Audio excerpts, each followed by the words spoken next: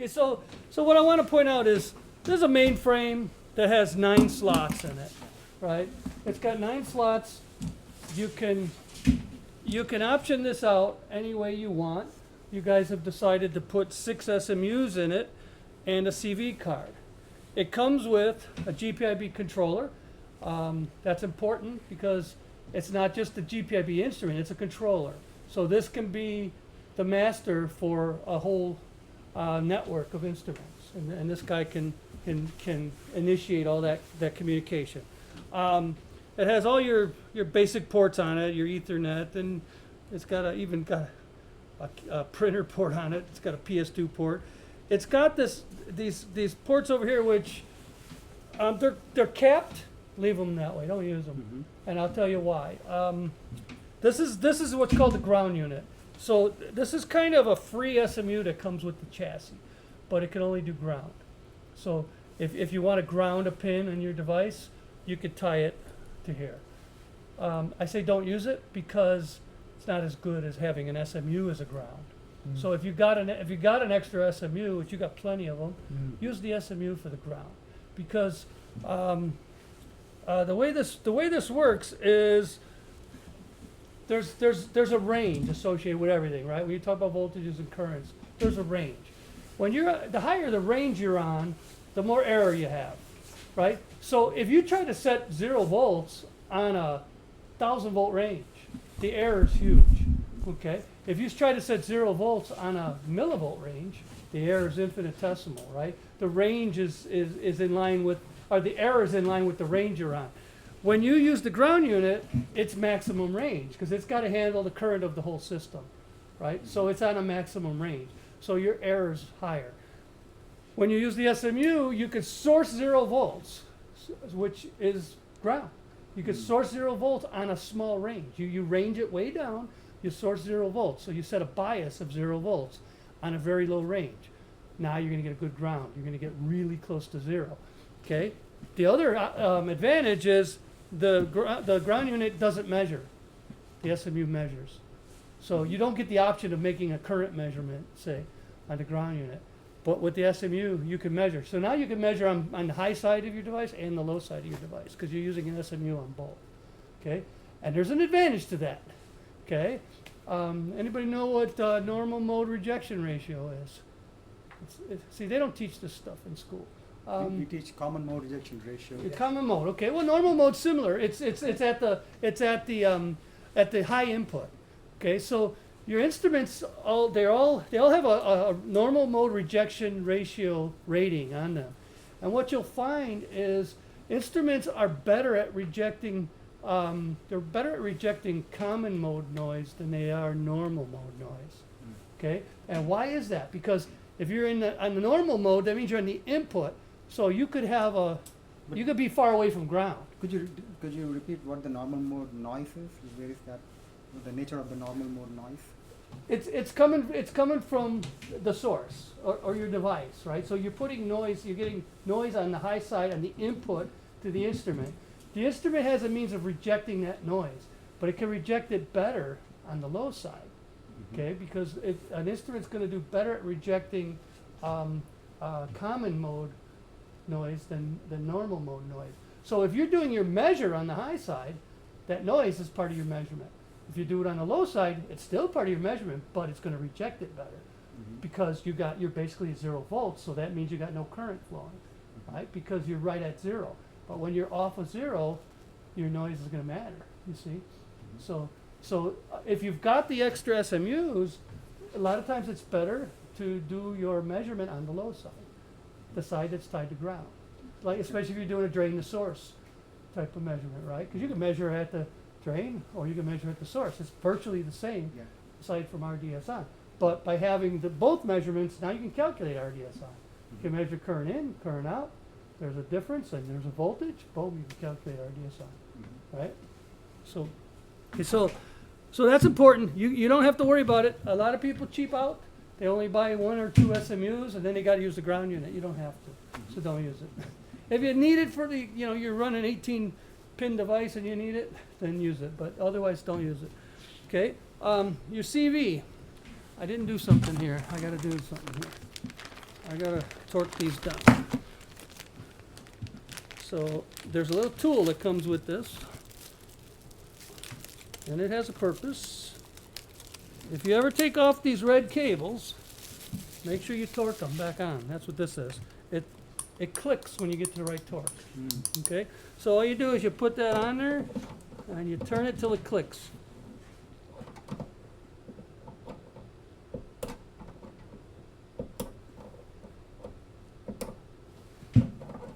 Because if you don't tighten these correctly, you run the risk of getting reflections at the connection at high frequency.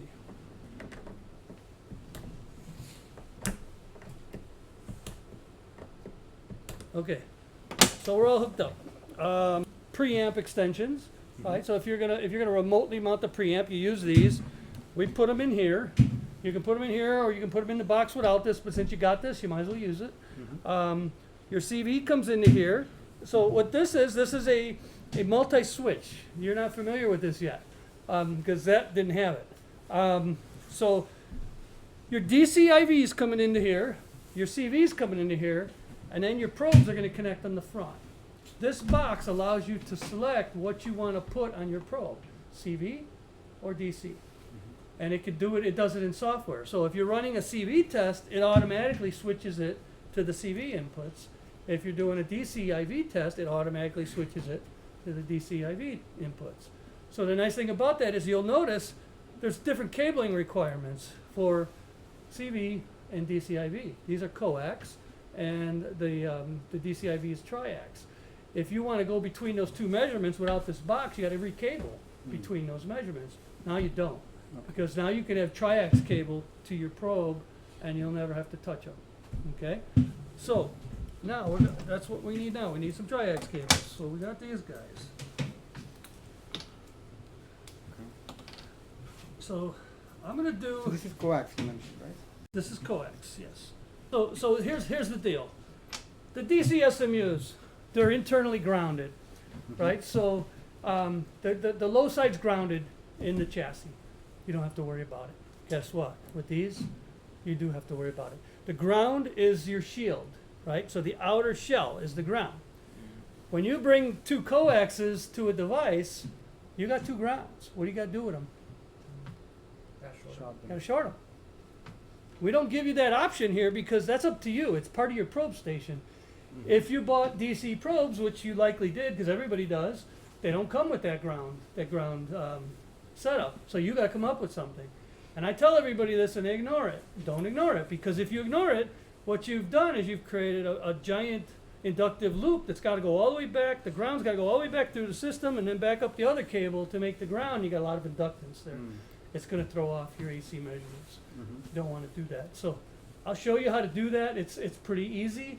And you won't see it today because I use this fixture that has the grounds tied internally with a wire inside this box. See the S to B? Gotcha. That's your shields, right? So I don't have to worry about it for the demo purposes, but you got to worry about it if you're using a probe station. Okay? And the key is those grounds have to be made as close to your device as possible for the best performance. And it can be something as simple as a piece of wire with 2 alligator clips. It doesn't have to be anything fancy, but you want to keep it short and you want to keep it at your device. The farther away you put it from your device, the more inductance you're going to have in your measurement. Right? So you want to keep that, and that's the other thing, you want to keep all your cables short, always. Very important. This is a book that Keithley publishes. It's called the Low Level Measurements Handbook. This is a phenomenal read. It's not a sales guide. This has become an industry standard for making difficult measurements. And you'll see it talks about all the concepts for making these types of measurements and what types of error sources you're going to run into, how to deal with them, what to look out for. It explains shielding, it explains guarding, it explains how to make low resistance measurements, how to make high resistance measurements, how to make low current measurements. You can find this online in PDF format for free all day. So I'm going to give this to Vanu, but you guys can all look this up and you can find that. And I promise you, if you're an electronics nerd like me, you'll love to read this because it really is good. It makes sense because if you were making volts and amps measurements, you don't need me, right? Anybody can do that. You can use a Fluke handheld multimeter to do that, but you're not doing those kind of measurements. You've got to understand the things that are going to get in your way to make the types of measurements you're trying to make. For instance, what's the hardest measurement to make? Small voltage. You want to make a small voltage measurement, very, very difficult. If you don't know the ramifications of that, you're going to make a mistake. Like, one of the problems with a small voltage measurement is, what are you going to do? You're going to grab some test leads off the wall and you're going to use those to make your connections to your device. Well, those test leads might be tin. Your device might be copper. Now you're putting tin and copper together. What did you just make? A battery. Yeah. Right? Now it's a small battery, but it's a battery. If you're measuring small values, hence the low level measurements handbook, if you're measuring small values, that battery's going to matter. Okay, so all those things are matter. Even solder. When you solder copper to copper, you got copper to tin to copper, right? So now you got two batteries. Yep. Now, in theory, you're doing the same thing on the high and the low side, and they should cancel each other out, right? But they don't. Why don't they? Because it's temperature dependent. If the temperature is exactly the same on both sides, they will cancel each other out. If the temperature is not, which it never will be, because usually on your devices, one side's a heat sink, one side's not, right? So one side's going to be cooler than the other, right? So you're going to get a temperature differential, and then you're going to get an offset. Could be minus, could be positive. Who knows, right? And then you're going to say, what's going on here? That's going to be like a DC bias added to the measurement, right? Yes. Let's It's say gonna you're be- measuring yes. an AC. Which you can account for, but you got to know it's there, right? Yeah. A lot of people don't understand that. You got to know it's there. There's a way to deal with it. It's called railing. What you can do is you could source 0 volts across your device, and then measure into an open circuit. You to the end of your cables. You source 0 volts. And you measure the voltage at the end of the cables. Whatever offset you got there, you offset the source by that much, the opposite direction, right? So you can eliminate that offset by knowing what it is. Right. But if you don't look for it, you don't understand that it could be there. So another problem. What is this? This is a conductor surrounded by an insulator, right? What happens when I go like this? They're rubbing together. What is that doing? What happens when you rub a conductor against an insulator? Static, right? Static, that's noise, right? So I've seen this so many times. The system's sitting under an air conditioning vent, and the wind's blowing, the air conditioner turns on, and all of a sudden you got noise in your measurements, and you're going to call me. And it's because the wind's causing these to go like this, right? And this thing is so sensitive, it'll pick that up. This can measure attoamps, 10 to the minus 18. Okay? To give you an example of how sensitive that is, there's 6.42 electrons per second in 10 attoamps. And this has a 10 attoamp resolution. Wow. So this box can count electrons. This is the best in the world. You can't get better than this. Now, can it do it right now? If I set it up right now? No. It's got to be in a perfect environment. You got to have a Faraday cage. You got to shield out the environment. You got to have humidity control, temperature control. Right? Everything's got to be perfect if you want to get down to those levels. But it can be done. A lot of people do it in like a cryo probe station because that's all shielded and a controlled environment, right? And in the right situation, you can get to those levels. But I've seen this machine in a carpeted office, in a professor's office, right on the table and on his desk. I've seen it. I've realized what about 200 femtoamps noise floor, 10 to the minus 15. 200 times 10 to the minus 15. That's pretty good, and that's without any shielding or any controls at all. That's in a bad environment, right? So that's your capabilities with this guy. If like I said, you're not going to beat that. You're not going to be able to beat that. But that's why calibration is important, because this thing is so sensitive. You want to keep it updated on the cal. Now that's up to you, how often you cal it. But I always tell people, if you're writing papers, you're publishing technical papers, you better have a cal system before you do that, because your colleagues are going to question you on that.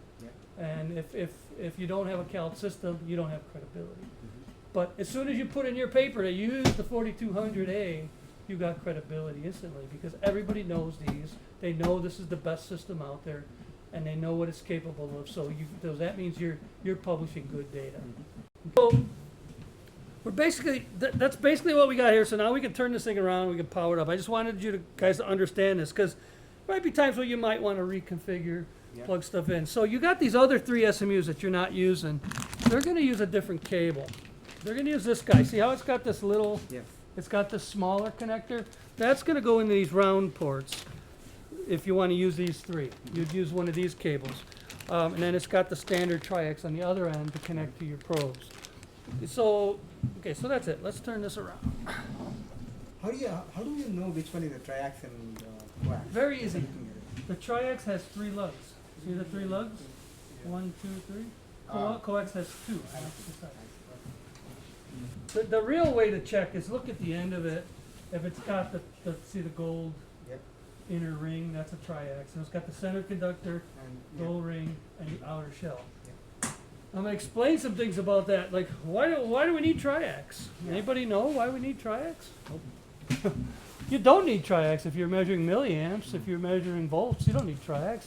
When do you need triax? You need triax when your currents are below 100 nanoamps. You have to have triax. You will not get a good measurement because coax has a lot of leakage. So the leakage current of the coax is going to be greater than the current you're trying to measure. So it's pointless. So now why is the triax better? Triax is better for a couple reasons. It has 2 shields. It has a center conductor, it has an inner shield, and then it has an outer shield. Now, that inner shield has a couple different purposes, and that's where this gets interesting. If you don't do anything with the inner shield, it's just an inner shield. It's just shielding out noise from the atmosphere, which helps. It also has better lower leakage because just the quality of the cable's better. Coax is not made for good quality measurements. Triax is. So triax cables are made better, but you can utilize that inner shield as a guard.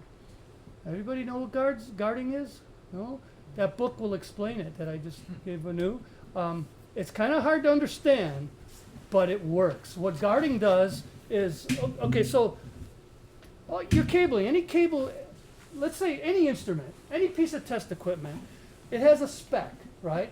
It's spec'd to the back panel of the instrument, right? Anything you connect from there just degrades your capabilities. Doesn't get better, gets worse, right? Everything you add makes things worse, right? Why is that? Because cabling has resistance, it has inductance, but more importantly, it has capacitance, right? So capacitance is the killer. Capacitance slows down your ability to make a measurement because now you got to charge up the cable before you can measure a current. Because when you apply a step function, a step voltage to a capacitor, what do you get?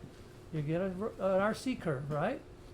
And if you measure too quickly, you're on the high slope of that curve.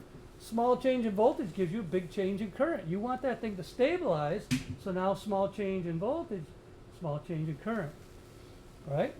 So what that's saying is, if you got a lot of cabling, that means you got a lot of capacitance.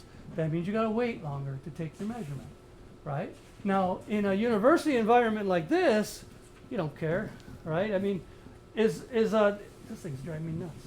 Is 200 milliseconds going to ruin your day? Nah, you don't care. So just wait, right? There's advantages to just waiting. Let your measurements settle.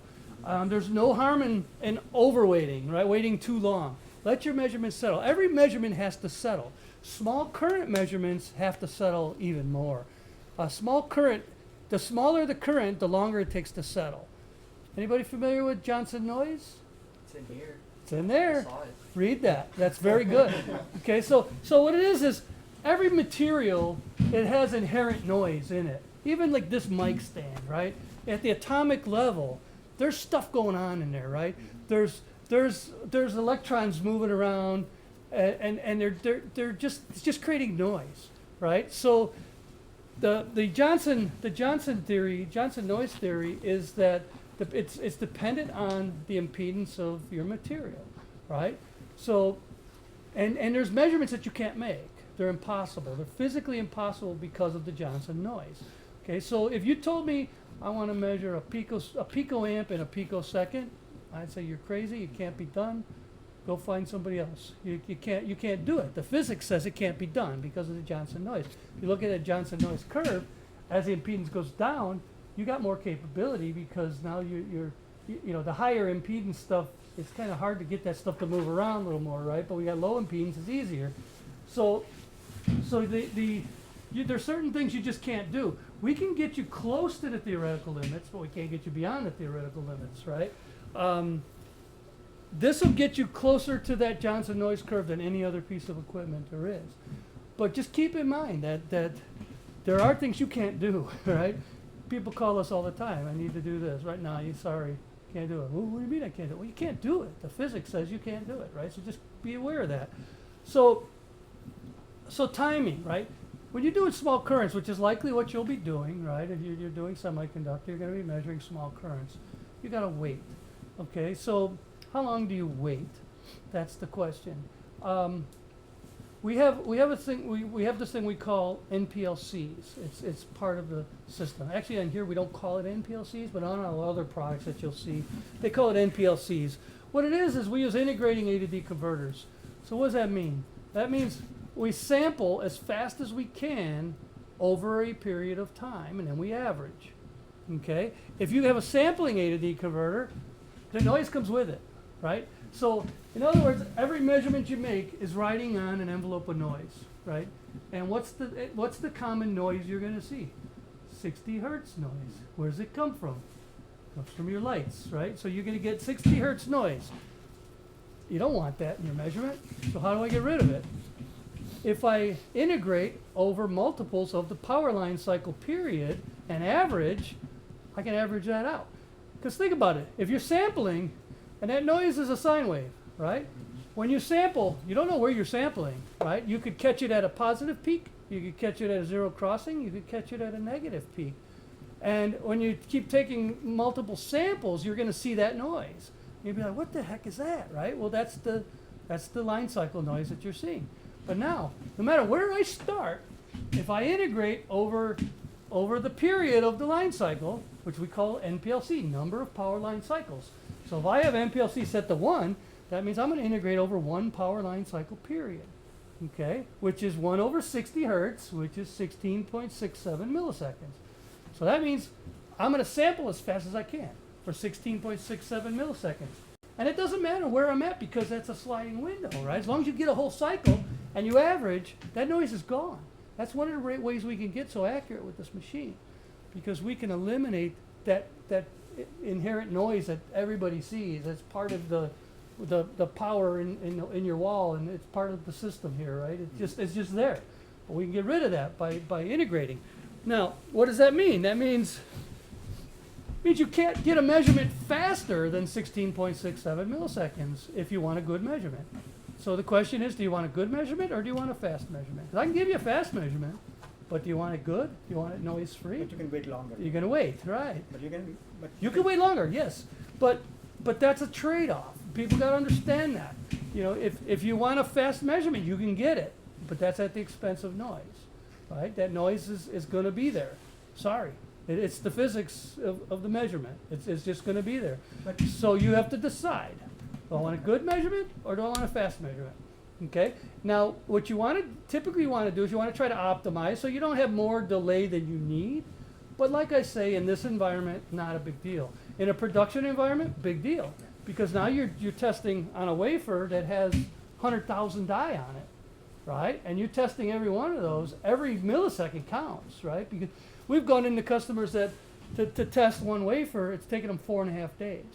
And we got it down to 4.5 hours by optimizing the timing, right? So that's where timing does matter. Doesn't matter for you guys. So the default setting for the NPLC is 1. That's normal. We call that normal. So that means 1 power line cycle, period. Don't go below that, or you're just going to see noise. Don't do it. You can go higher than that if you want. You can go up to 10 PLCs. Then you can add filtering, which does a digital averaging, which so you can do a lot of different things to get better measurements. So just a very basic question. I know we are doing the averaging, which is nothing Yes. but a filter, right? You are basically Yes, creating basically. a filter there. Why not have an actual analog filter in there? To There just- is. Like a narrow band or a notch Oh. filter that can take out the 60 hertz noise. Because that affects the accuracy of your measurement. That's why. Because a filter has a roll off, right? It's not perfect, Right. right? So you want accuracy. And that's why you bought this. You want accuracy. Now, there's a couple. Let's talk a little bit about accuracy. Okay, this guy, these DC SMUs, they are optimized for voltage and current accuracy, not timing. Okay, so when we talk timing, we're going to talk general timing values. We're not going to get real detailed about timing because it doesn't care. Its main focus is DC accuracy, DC voltage and current accuracy. We have another module you can plug in here that's a high-speed pulse unit. Mhm. Now it's the opposite. Now that's priority is timing and accuracy in the timing. Like say you got a memory device and you got to control the ramp rates or the electrification times on a capacitor, whatever. Mhm. Now that device is going to be very, very tight on the timing, not so much on the voltage and current, right? Every instrument has its sweet spot on what it's good at, and you got to utilize sometimes different instruments to cover the whole gamut of what you're trying to do. Okay, just keep in mind that this guy, its focus is voltage and current. Now, a lot of people say, why don't you just use a scope? Scopes are terrible at accuracy. Scopes are horrible at accuracy. A scope is 8-bit, right? This is 22-bit. You know how much of a difference that is? That's huge, right? Everybody thinks I could just use a scope. No, you can't. I mean, a scope is again good for regular signals, regular levels, right? This is a different world we're talking about now. We're talking about you need really, really good accuracy at the semiconductor level. This is going to give it to you. A scope, you won't see a scope here. Now let's get back to talking about the cable. I kind of got off track on the guard. So how does a guard make your measurement better? Well, there's a thing called driven guard, and this is set up for it. If you connect a triax cable to here, you'll see it's got all three connections here. It's got the center conductor, it's got the guard, and it's got the outer shield. So that means you're connecting the guard, and when you source a voltage, okay, and let's say you put 5 volts out to your device. It takes that 5 volts, it feeds it back into the instrument, it puts it through a unity gain buffer, and it puts it on the guard. So the guard is driven. That's why we call it a driven guard. Now what does that do? That makes, the guard is also the return for your measurement. So now what does that mean? You got 0 volts across your cable. What happens when you put 0 volts? Your cable's a capacitor, right? What happens when you put 0 volts across the capacitor? The capacitance goes to 0. You got no capacitance. You've eliminated the capacitance of your cable and your fixturing and anything else that's connected up that has that guard connection. You're eliminating that. That's phenomenal. Okay? You've also eliminated the leakage current. Why? Because it's still there. It's Yeah. still there, but you're driving that guard with an external amplifier. So that's sourcing the leakage current. It's not part of your measurement. You understand? And that leakage is now going to the outer shell. But you're not using the outer shell. You're using the inner shield, which is driven to the same potential as your source. It's hard to understand, but that book will explain it. You got to see the pictures of it, Yeah. and it explains it when you see it drawn up. Now that's very important because that's one way to really improve your measurement quality, especially at low currents. Very important to understand. Now there's another type of guard, and that's called a passive guard. Let's say you use the guard on the low side of your device that's connected to ground. It means you're not driving it because it's ground, right? But you still get that extra level of shielding on the ground, which still improves that noise immunity on the low side of your device. So you can do a passive guard on the low side and a driven guard on the high side, and you get really good measurement that way. Okay? 2-wire, 4-wire. What is the passive guard again? Passive guard is just you don't drive the guard. You just connect it, but it's not driven. because it's not on the high side of the SMU, it's on the low side. I Can't drive the low side. Okay. Okay, so it's just passive. It's just basically giving you some extra shielding. Do we all know what local versus remote sensing is? That you should know. Please say yes. No? No, I don't know. You don't know? Oh, come on. Okay, so we got force and sense, Yeah. right? All I need to use is the force. That's all I'm going to use today. All I need to use is the force, except for some special conditions where I need to use the sense. So if I tell this thing to put out 5 volts, it's going to put out 5 volts to the force connection, but may not be 5 volts. It may be 4.99. Okay, why? Because there's resistance back to the machine, right? So you're not going to get exactly what you want. When you go all the way through a bunch of cabling, through a probe station and all that, you're going to lose some voltage, right? And when you tell it to put out 5 volts, it's going to make sure it's putting out 5 volts at the back of the system. Doesn't care about anything else. Now, if you connect up the sense line, that means you bring another cable or another probe, and you bring that all the way to your device, and you connect it. Now you've eliminated that problem. You've eliminated the resistance of your cables, because here's what happens: when you do a source voltage and a measure current on the same cable, that's basically, it's a low impedance. Okay, it's a low impedance input to the device. Now you separate those two. You separate the low impedance from the high impedance. The voltage measure is a high impedance. The current source is a low impedance, right? You separate those two on separate cables. So now the cable resistance is still there. But if you source a current through a resistor, it doesn't care what the resistor is, right? It's going to source whatever current you tell it to source. If you measure a voltage across that cable, it does care, because that cable's going to have drops, right? There's going to be a resistor, there's going to be a drop. You're going to see that at the end of your cable. But if you drive that into a high impedance, what's your current? 0. What's your drop? 0. The cable and resistance goes away. That's a 4-point. That's a 4-point. That's what you were talking about, right? Yeah. That's why you do 4-point. When do you use the sense? You use it in a 4-point situation where your resistance is low, because your cabling could be higher than your resistance of your device, right? So you don't want the cabling to be part of the measurement. So you use a 4-wire, and you'll use the sense. Another time you would use it is if your currents are very high, because what's that drop? It's IR, right? If your currents are high, your drops are high across your cables, right? The higher the current, the higher the drops, the more they affect your measurement. So in a high current situation, use the sense, because that will eliminate that. What it'll do is it'll adjust. It's got an analog feedback circuit. If you tell it I want 10 amps through my, or let's say 10 milliamps through my device, and it's not getting that, it'll adjust it. Or I want 5 volts and it gets 4.9, it'll turn the source up 1/10 of a volt. It'll do that all automatically. You don't even have to think about it. As soon as you connect up that sense line, that's all you got to do. If you connect it, it knows what to do. Okay. Other instruments, if you see like Keithley boxes that we have, you got to tell them that, oh, I'm going to use the sense line. This you don't have to tell it nothing. It knows. It can sense when you've made that connection, no pun intended, and it'll make the measurement. Okay. Very important that you understand that, because it's all, depending on the type of measurements you're making, you might have to use different, Yeah, this has a PC built in. It's HD format. It's got stereo speakers. You can charge your phone on it. You can play games. You can do whatever you want. It's a PC.